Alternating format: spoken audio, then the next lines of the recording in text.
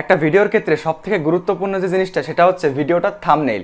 কারণ একটা ভিডিওর থাম্বনেইল দেখে কিন্তু মানুষ একটা ভিডিওতে প্রথমে ক্লিক করে।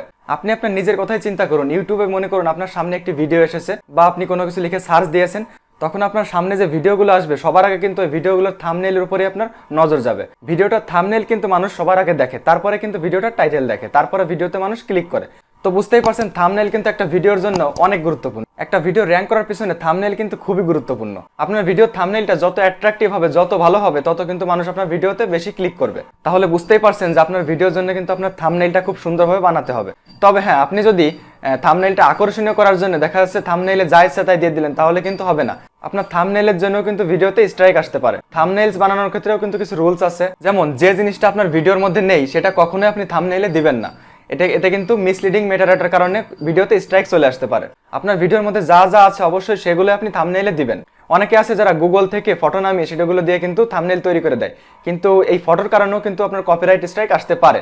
সব ফটো কিন্তু কপিরাইট ফ্রি না। তো আপনি সবসময় চেষ্টা করবেন যে আপনার ভিডিওর মধ্যে থেকে স্ক্রিনশট দিয়ে সেই ফটোগুলো দিয়ে আপনি থাম্বনেইল তৈরি করার চেষ্টা করবেন। আর গুগল থেকে আপনি যদি কোনো ফটো নিয়ে ব্যবহার করেন তাহলে সেটা আগে দেখে নেবেন যে কপিরাইট ফ্রি কিনা। কপিরাইট ফ্রি না হলে কিন্তু হবে না। আপনার থাম্বনেইলটা আকর্ষণীয় বানাতে হবে ঠিকই, কিন্তু সেটা রুলসের বাইরে না, রুলসের ভিতর থেকে।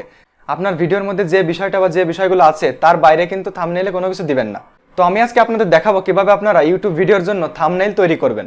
আপনারা এই ভিডিওতে আমার যে থাম্বনেইলটা দেখেছেন, এই থাম্বনেইলটাই আপনাদের আমি দেখাবো তৈরি করে, যে এটা আমি কিভাবে তৈরি করেছি। অর্থাৎ আমি কিভাবে থাম্বনেইল তৈরি করি সেটা আপনাদের আজকে দেখাবো। তো আমি থাম্বনেইল তৈরি করি কম্পিউটারে ফটোশপের মাধ্যমে। তো আমি আপনাদের দেখাবো যে আপনারা ফটোশপের মাধ্যমে কিভাবে থাম্বনেইল তৈরি করতে পারবেন। তো চলুন আমরা চলে যাই কম্পিউটার স্ক্রিনে। তো ভিউয়ার্স, আমরা চলে আসলাম ফটোশপ। তো ফটোশপে আসার পর এই যে উপরে বাম পাশে এই যে ফাইল, এই ফাইল থেকে আমাদের প্রথমে নিউতে ক্লিক করতে হবে। যে ফাইল থেকে নিউতে ক্লিক করলাম। নিউতে ক্লিক করে এখানে দেখুন এই যে এই মাপে আমাদের একটা প্রথমে লেয়ার খুলে নিতে হবে। দেখুন এই যে এটা হচ্ছে থাম্বনেইলের মাপ, মানে 1920x1080, মানে 1920x1080। দেখুন 1920x1080 এই মাপে এখানে পিক্সেল থাকতে হবে, ঠিক আছে, পিক্সেল আকারে থাকতে হবে। তারপরে এখান থেকে ওকে। তো তারপর এটা আমি এখানে দেখুন এখান থেকে আনলক করে নিচ্ছি, ডবল ক্লিক করে এটা আনলক করে নিলাম। দেখুন আমি আমার যে ভিডিওটা করেছি সেই ভিডিওটা থেকে আমি স্ক্রিনশট নিয়েছিলাম। দেখুন সেই স্ক্রিনশটটা আমি ওপেন করব। দেখুন এই যে এই স্ক্রিনশটটা, এটা হচ্ছে স্ক্রিনশট, ভিডিও থেকে স্ক্রিনশট দিয়েছি। এটা দিয়ে আমি থাম্বনেইল তৈরি করব। পুরোটা আমি কী করব, কন্ট্রোল-S চেপে পুরোটা সিলেক্ট করলাম। তারপরে এখানে এই যে মুভ টুল সিলেক্ট করে এটা ড্র্যাগ করে এনে আমি এই পাশে এটার উপর ছেড়ে দিলাম। তারপর দেখুন আমি কন্ট্রোল-T প্রেস করব। কন্ট্রোল-T দিয়ে এটা আমি এর সমান করে দেবো। এবার দেখুন শিফট চাপবো, আমি শিফট চেপে ধরলে ছবি লম্বা বা চ্যাপটাই হবে না, ঠিক আছে, মানে ছবিটা সমান একই মাপ থাকবে। শিফট ধরে আমি এখানে কোনায় মাউসটা দিয়ে ড্র্যাগ করব, ড্র্যাগ করে এটা সমান করে দিলাম। দেখুন আমি যদি একটু ক্রপ করতে চাই, একটু ক্রপ করব। আমি দেখুন পাশের থেকে আমি এইটুকু রাখলাম, ঠিক আছে, আমি এইটুকু রাখলাম, রেখে আমি ইন্টার চাপ দিলাম। তারপরে দেখুন এই যে স্পট হিলিং টুল দিয়ে আমি প্রথমে একটু মুখে কোন স্পট থাকলে সেগুলো ক্লিয়ার করে নিব। দেখুন তারপর যেটা করব, দেখুন আমি ক্যামেরা র ফিল্টারে চলে যাব। এই লেয়ার সিলেক্ট করা থাকতে হবে, কিন্তু এই যে এই লেয়ারটা কিন্তু সিলেক্ট করা থাকতে হবে। তারপরে ক্যামেরা র ফিল্টারে যাব, ফিল্টার থেকে। তারপর এখান থেকে আমি এটা একটু হালকা একটু কারেকশন করব। দেখুন হাইলাইটস থাক এটুকু, কন্ট্রাস্ট একটু বাড়িয়ে দিলাম হালকা, এক্সপোজার হালকা একটু বাড়িয়ে দিলাম, ক্লিয়ারিটি একটু বাড়িয়ে দেবো হালকা। তারপরে হচ্ছে ভাইব্রেন্স হালকা একটু বাড়িয়ে দেবো। তারপরে একটু অ্যামাউন্ট বাড়িয়ে দিলাম। তারপরে এখানে দেখুন কালার, পিছনে ব্যাকগ্রাউন্ডে সবুজ কালার আছে, সবুজ গ্রিন কালারটা আমি একটু বাড়িয়ে দিব, গ্রিন কালারটা একটু বাড়িয়ে দিলাম।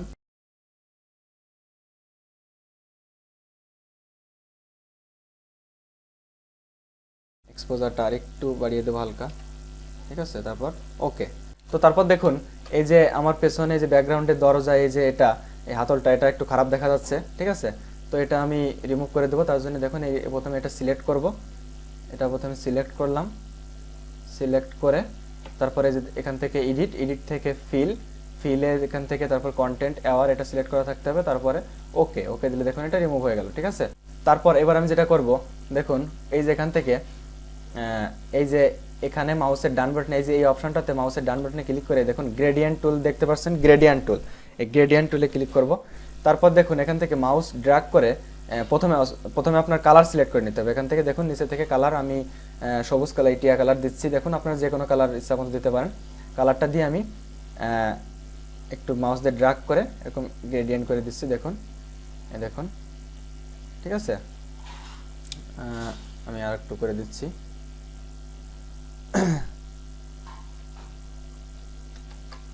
এইটুকুই থাক, ঠিক আছে, এটুকু রাখলাম। তারপরে এবার এর উপর আমাকে যা লেখার লিখতে হবে, বাংলায় বা ইংলিশে যাতে লিখে লিখতে হবে। তো আমি বাংলায় লিখব, দেখুন বাংলায় লেখার জন্য যেটা করব, এই যে টেক্সট অপশনে ক্লিক করলাম, তারপর এখানে একটা ক্লিক করলাম, ক্লিক করে এবার আমাকে এই যে উপরে দেখুন আমি বিজয় 52 মাধ্যমে বাংলা লিখব।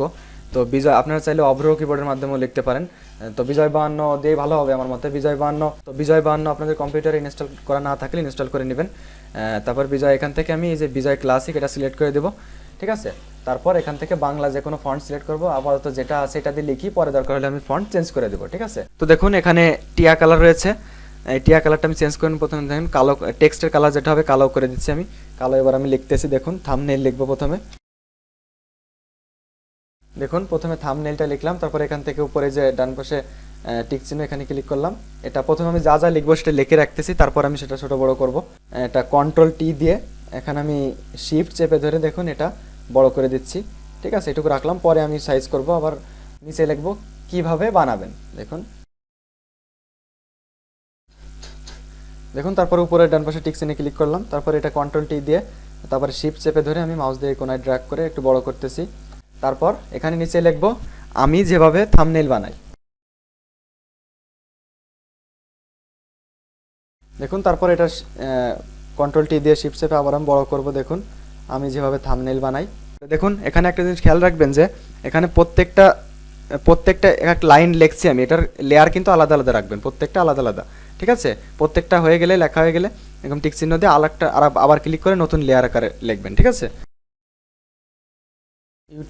ইউটিউব ভিডিওর জন্য লিখবো,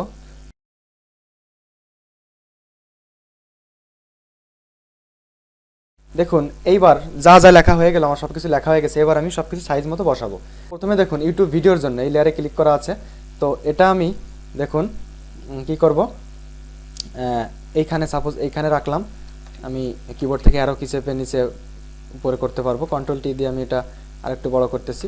তারপর দেখুন থাম্বনেইলটা কোথায় আছে, এই যে এটা হচ্ছে থাম্বনেইলের লেয়ার, এই থাম্বনেইলটা কন্ট্রোল টি দিয়ে চেপে আমি এখানে এটা আরেকটু বড় করে দেবো, যেহেতু এটা মেন বিষয়, ভিডিওর মেন হচ্ছে থাম্বনেইল, মেন টপিকটা হচ্ছে থাম্বনেইল। থাম্বনেইলটা বড় আকারে দিতে, বড় করে লিখতে হবে, তাহলে যাতে সবাই নজরে যায়। তারপর দেখুন ইউটিউব ভিডিওর জন্য এটা আমি আরেকটু ডানে দিয়ে দিচ্ছি এটা। তারপরে কিভাবে বানাবেন, দেখুন এই যে এই লেয়ারটা হচ্ছে কিভাবে, এই যে কিভাবে বানাবেন এটার লেয়ার হচ্ছে এটা, এটা আমি কন্ট্রোল টি দিয়ে চেপে আর একটু বড় করে দিচ্ছি, দেখুন এটুকু রাখলাম। ইউটিউব ভিডিওর জন্য এটা আর একটু বড় হবে, নাহলে খারাপ দেখা যাচ্ছে, দেখুন। এবার এখান থেকে আপনারা চাইলে ফন্ট চেঞ্জ করতে পারবেন, প্রতিটার ফন্ট কিন্তু আপনারা এখান থেকে এই যে টেক্সটে যেতে হবে, টেক্সটে ক্লিক করে এখান থেকে দেখুন প্রতিটা লেয়ারে যা যা লিখছেন এগুলোর কিন্তু আপনি ফন্ট চেঞ্জ করতে পারবেন, এখান থেকে বিভিন্ন ফন্ট আছে, ঠিক আছে। তো আমি ফন্ট চেঞ্জ করতেছি না, এই ফন্টটা আমি রাখতেছি। তো দেখুন এখানে আমি একটা কাজ করতেছি, এই যে আমি যেভাবে থাম্বনেইল বানাই এটা বেশি ছোট হয়ে যাচ্ছে, এই কারণে এটা আমি 2 লাইনে লিখবো, ঠিক আছে, 2 লাইনে করবো, এই জন্য এই লেয়ারটা সবার নিচে আলাদা রাখলাম, এনে ড্র্যাগ করে দেখুন। তো এই কয়টা লেয়ার, এই যে এই উপরে এই কয়টা লেয়ার, এই যে এই কয়টা দেখুন, এই কয়টা আমি আগে সব কয়টা একসাথে কন্ট্রোল চেপে সিলেক্ট করে তারপর দেখুন কন্ট্রোল টি দিয়ে আমি শিফট চেপে এগুলো একটু ছোট করে দেবো, দেখুন একটু ছোট করে দিলাম, একটু ছোট করে দিয়ে একটু উপরে উঠে দিলাম, ঠিক আছে, একটু উপরে উঠে দিলাম এটা। তারপরে দেখুন এই লেয়ারটা আমি এখানে ক্লিক করবো মাঝখানে, দেখুন এইটুকু কাট করলাম, এইটুকু কাট করব, এই লেয়ারটা এইটুকু রাখলাম, এখানে টিক চিহ্নে ক্লিক করলাম, কাট করে আবার নতুন করে ক্লিক করে একটা নতুন লেয়ার কিন্তু তৈরি করলাম। এখানে দেখুন আমি পেস্টে ক্লিক করব, পেস্টে ক্লিক করলে নতুন একটা লেয়ার তৈরি হয়ে গেল। তো আবার আমি কন্ট্রোল টি দিয়ে এটা দেখুন একটু সাইজ ছোটো বড়ো করব, এই যে আমি যেভাবে এইটুকু আমি এখানে রাখতেছি। তারপরে থাম্বনেইল বানাই, দেখুন এখানে একটু টাইপ মিস্টেক হয়েছিল, দেখুন আমি টিতে ক্লিক করে আবার এখানে এই থাম্বনেইলের জায়গায় খামনেইল হয়ে গেছে, দেখুন একটু এখানে হবে, ঠিক আছে, থাম্বনেইল বানাই। তো এটা এবার এই দুইটা এক কন্ট্রোল চেপে একসাথে সিলেক্ট করে কন্ট্রোল টি দিয়ে শিফট চেপে আমি কিন্তু ড্র্যাগ করে এটা বড় করব, দেখুন এই পজিশনে রাখলাম। দেখুন এখানে আরেকটু টাইপ মিস্টেক আছে, এই যে আমি যেভাবে থাম্বনেইল বানাই, এই যে আমি যেভাবে থাম্বনেইল বানাই, এটা এই দুইটা লেয়ার আর একটু ছোট করে দিচ্ছি হালকা। দেখুন এইখানে আমি একটা ইউটিউবের একটা চিহ্ন বসাবো, দেখুন এর জন্য আমি ওপেন করতেছি। এই দেখুন এই জিনিসটা, এটা আমি ড্র্যাগ করে নিয়ে এখানে ছাড়লাম। ছাড়ার পরে দেখুন এই লেয়ারটা আমি এই লেয়ারটা আমি সবার উপরে নিয়ে যাব। নিয়ে যাওয়ার পরে এখানে আবার কন্ট্রোল টি চেপে এটা ছোট করে দিলাম। এখানে ইউটিউবের থাম্বনেইল বানাবো, এই কারণে ইউটিউবের একটা লোগো এখানে দিয়ে দিচ্ছি আমি।